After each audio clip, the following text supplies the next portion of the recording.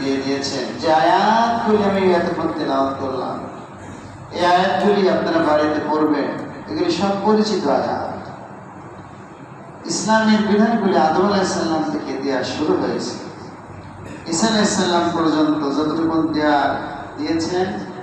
আর বাকি যে বিধানাবলী ছিল, এই বিধানাবলী আল্লাহ সুবহানাহু ওয়া তাআলা এবং আগের বিধান, সবগুলো বিধান যেগুলো কিয়ামত পর্যন্ত মানুষের জন্য প্রয়োজন হবে, একত্রিত করে একীভূত করে পুরো কোরআনটা কমপ্লিট করে দিয়েছে।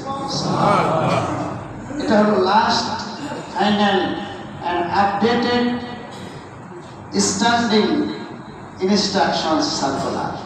এরপরে আর কোনো কিতাব, কোনো আয়াত আল্লাহর পক্ষ থেকে আসমান থেকে আসবে না। এই কথাগুলি কোরআনের বিভিন্ন আয়াতে বলা হয়েছে, যেগুলো আমি বললাম। আল্লাহ বলছেন, ওয়ানাজ্জালনা আলাইকাল কিতাবা তিবয়ানান লিকুল্লি শাই। আমি কোরআনে সব কিছু বলে দিয়েছি। সুবহানাল্লাহ। আল্লাহ বলছেন বলে দিয়েছি সব কিছু। এরপরও কি কিছু বাকি আছে? যারা মনে করবে বাকি আছে, তাদের ঈমান থাকবে না। ঈমান থাকবে না। মা ফারাতনা ফিল কিতাবি মিন শাই। কিচ্ছু বাকি নাই। আমি কিচ্ছু রাখি নাই, সব কোরআনে দিয়েছি। কে বলতেছে? আল্লাহ। বিদায় হয়ে যায় সময় আয়াত ফাইনাল নাজিল হয়ে গেল। আলিয়াউমা আকমালতু লাকুম দীনাকুম ওয়া আতমামতু আলাইকুম নি'মাতি ওয়া রাদিতু লাকুমুল ইসলামা দীনা। আজকে এই দিনে আমি আমার ইসলামকে কমপ্লিট করে দিলাম। সুবহানাল্লাহ। আর কোনো বিধানের প্রয়োজন নাই। ইসলামকে কমপ্লিট করে দেওয়ার পরে আবার মূল কি আর দরকার আছে? কমিউনিজম দরকার আছে? ন্যাশনালিজম দরকার আছে? সেকুলারিজম দরকার আছে?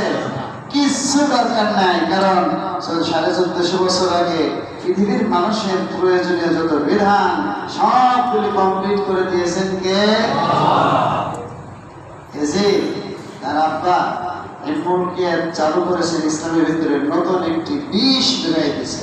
নাউযুবিল্লাহ। এটা ইসলাম নয়, মুলকিয়াত ইসলাম নয়। এই জন্য আল্লাহ পাক কোরআনুল কারীমে বলেছেন, আমা ইয়াবতাগি গায়রাল ইসলামি দীনা।